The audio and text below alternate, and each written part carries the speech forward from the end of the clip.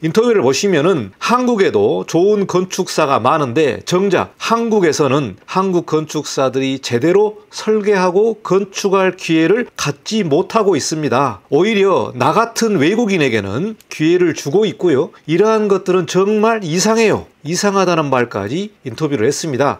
자, 여러분의 구독이 강의를 하게 하는 힘이기 때문에 여러분 구독 부탁드리고요. 제 채널도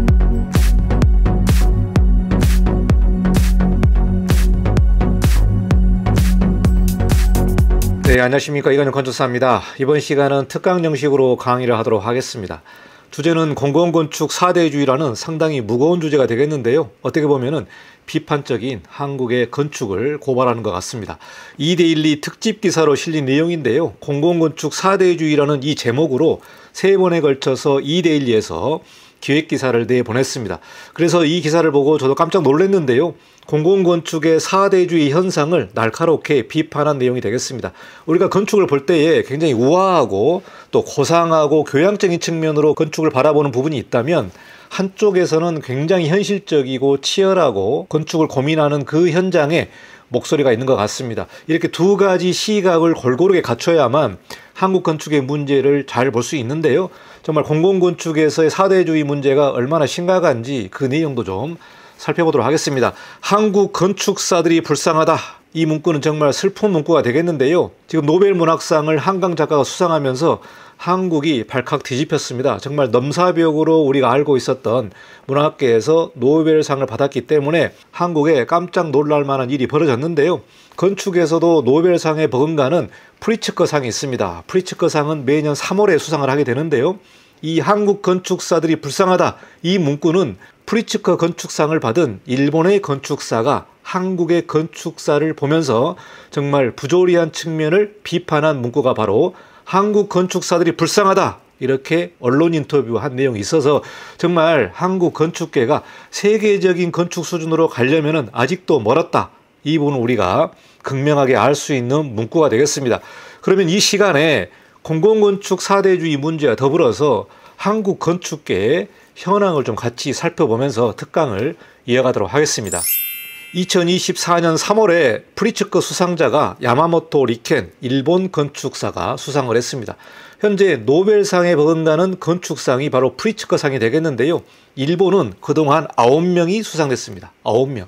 한국은 1명도 수상을 못했습니다. 이래서 야마모토 리켄 건축사와 인터뷰를 했는데요. 한국은 국내 건축사 손발을 묶고 오히려 외국인에게는 자유를 주고 있다. 이렇게 깜짝 놀랄 만한 인터뷰를 했습니다. 정말 좀 충격적인 인터뷰가 아닐 수 없는데요. 한국의 건축사들은 이러한 비판을 많이 했습니다만은 프리츠커상 수상자가 이렇게 발표를 하다 보니까 정말 한국의 건축이 이 정도로 심각하다. 신랄하게 비판한 해외 건축사 기사가 있어서 모두 다 놀란 내용이 되겠습니다. 인터뷰를 보시면은 한국에도 좋은 건축사가 많은데 정작 한국에서는 한국 건축사들이 제대로 설계하고 건축할 기회를 갖지 못하고 있습니다. 오히려 나 같은 외국인에게는 기회를 주고 있고요. 이러한 것들은 정말 이상해요. 이상하다는 말까지 인터뷰를 했습니다. 자유도가 전혀 없는 한국 건축사들이 불쌍하다. 이렇게 신랄하게 비판을 했는데 이 내용을 보면은 극명하게 한국에서의 건축을 바라보는 현재 상황을 적나라하게 보여주고 있는 것 같습니다. 한국 건축사들을 대하는 태도와 외국 건축사들을 대하는 태도가 극명하게 다르다. 정말 이 부분에 있어서는 안타깝다는 내용이 있고요. 야마모토 리켄은 한국에도 자기와 버금가는 좋은 건축사들이 상당히 많은데 왜 그들에게는 기회를 주지 않고 외국인에게는 더 많은 기회를 주고 있고 더 자유도를 주고 있는지 이런 신랄한 비판 기사가 나와 있습니다. 그러면은 공공건축 4대주의라는 2대12 특집 기사를 중심으로 해서 여러분과 같이 그 내용을 하나하나씩 살펴보도록 하겠습니다. 24년도에 해외 건축가 지명 설계 공모가 예년 대비 껑충 뛰었다. 그러니까 예전하고 비교해서 해외 건축사를 초대해가지고 지명설계 공모하는 그 부분이 많이 늘었다는 부분이 되겠습니다. 이 부분은 현업에서 일하고 있는 건축사분들은 뼈저리게 느낄 것이며 많은 사람들이 비판을 하고 있는 내용이 되겠습니다. 한국 건축가가 치열하게 경쟁하는데 굳이 지명하는 것이 웬 말이냐. 이 비판도 있고요. 노쇠하고 도덕성과 표절 시비까지 있는 사람을 선정해서 선정 배경도 매우 불투명하고 유명하면 무조건 초대해서 설계를 맡기는 이 행태도 상당히 비판적으로 나와 있습니다. 일부 지자체장의 정치적 치적 쌓기가 아니냐 이런 비판까지 나와 있는데요. 정말 이데일리 언론에서 건축 설계업계에 관련된 비판적인 기사를 내보내서 정말 저도 깜짝 놀랐는데 언론에서도 이런 식으로 건축계를 바라보는 그 비판적인 내용이 상당히 많은 내용이 되겠습니다. 지자체장이 자기의 치적과 정치적인 향후의 활동을 위해서 건축이라는 수단을 가지고 해외 건축가를 초대해서 건축물을 만드는 그런 현상들이 비일비재해졌고 예년보다 더 많아지고 있다. 이런 부분에서 비판적인 내용이 많습니다. 순천시 총괄건축가 남정민 고려대 교수는 작심 비판을 했는데요. 해외 건축가를 초빙해서 지명 공모부터 형평성을 무시하고 있다. 그러니까 해외 건축사와 국내 건축사 간의 이런 공모의 시작부터 무시하고 있는 내용을 비판하고 있습니다. 설계 초청비, 공사비 인상, 감리까지 국내와 달리 특혜를 주고 있다. 상당히 좀 비판적인 내용이고요. 공공건축을 명품보단 검증을 통해서 다양한 선택을 해야 되는데 현재 문제는 뭐냐면 우리가 건축물을 명품을 사듯이 해외 건축사를 불러서 건축행위를 하고 있는 내용을 적나라하게 비판하고 있습니다.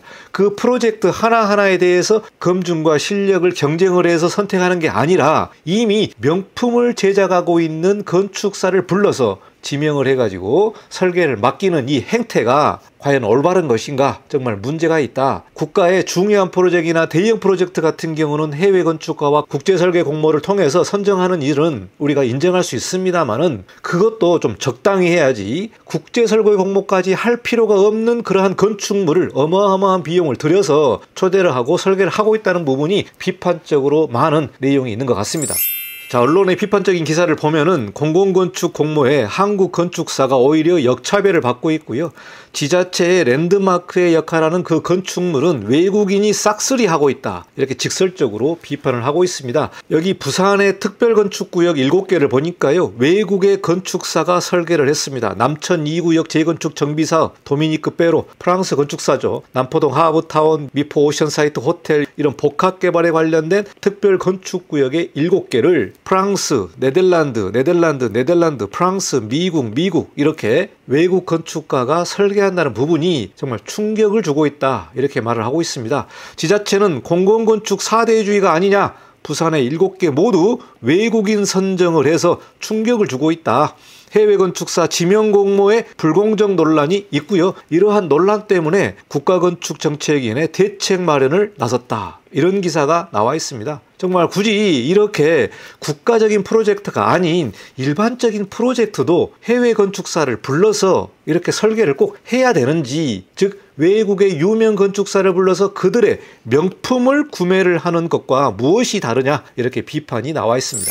다른 사례를 보도록 하겠습니다. 2023년 11월, 12월에 모두 다 해외 건축사가 선정이 됐습니다. 수성못 수상공연장, 수성브릿지 조성, 오피스바킴, 이시가미 이런 일본 건축사가 선정이 됐고요. 서울의 서리풀 보이는 수장고의 현상 설계도 헤르조그헨 드 뮤론이라는 스위스 건축가가 선정이 됐고요. 2024년에 들어서는 PLP 아키텍처 영국, 4월에 충남 예술의 전당은 3XN 호주의 건축사가 선정이 됐고요. 8월 달에 세종국제정원, 도시박람회 상징정원이 도미니크 페로 등 해외 3팀 지명 공모를 하고 있다.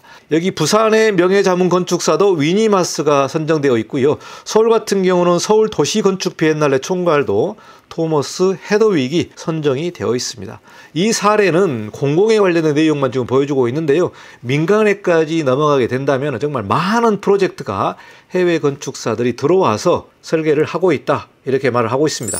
이어서 설명을 드리면 지난 4월에 진행한 서울시 도시건축 디자인 혁신사업 공모에 대상지 6곳 중 3곳이 해외 건축사에게 선정이 됐습니다. 서초동의 서울 플레이그라운드, 압구정의 A Jewel for Seoul, 그리고 청담동의 50 청담타워 같은 경우가 3곳의 설계를 빅 덴마크 건축사 사무소 토머스 헤드윅 그리고 위르겐 마이어 독일 건축사에게 맡았는데요. 정말 이렇게까지 많은 프로젝트를 해외 건축사가 하는 게 적정한지, 국내 건축사들은 그럼 무슨 역할을 해야 되는 건지 갈수록 이 부분이 어려워지고 있는 내용이 되겠습니다.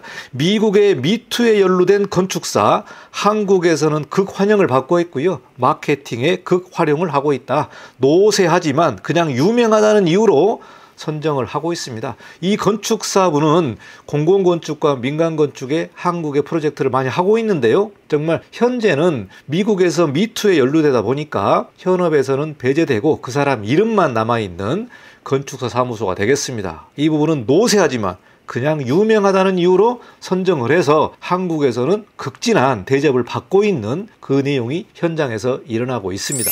공공건축의 4대주의를 우려하는 목소리가 커지고 있는데요. 전국 주요 지자체들이 최근 이른바 디자인 도시 조성이라는 명목 아래 해외 유명 건축가들을 중용하는 사례가 잇따르고 있다. 국내 건축사들 사이에서는 이것은 4대주의다. 이런 심각한 우려를 하고 있는 목소리가 상당히 커지고 있다. 이렇게 기사를 내보내고 있습니다. 대통령 소속 국가건축정책위원회에서도 이러한 사태의 심각성을 파악하고 있고요. 정말 무분별하게 해외 건축사들을 불러서 지명 설계를 하는 것이 적절한 것인지, 정말 건축물의 용도와 규모와 예산에 맞춰서 이게 적절한지 이 부분의 심각성을 파악하고 있는 내용이 되겠습니다. 공공건축 설계 공모의 공정성에 대한 의견을 현재 취합하고 있고요. 오는 2024년 11월에 예정된 전국 지자체 총괄건축가 심포지움에서 이러한 의견을 공유하고 공정성 문제를 공론화하는 이런 내용을 발표할 예정에 있습니다. 과연 국가건축정책위원회에서 이러한 사태를 얼마나 파악을 할지, 그리고 이런 사태의 심각성을 파악을 해서 내년에 어떻게 정책에 반영될지 이 부분도 상당히 관심이 있습니다만은 앞으로 어떻게 정책이 펼쳐질지, 국가건축정책위원회에서도 무슨 역할을 할지, 정말 국내 건축 경기를 살리고 국내 건축사 업계를 지원하는 정책을 어떻게 마련해야 될지 이 부분도 상당히 관심이 큰 것 같습니다.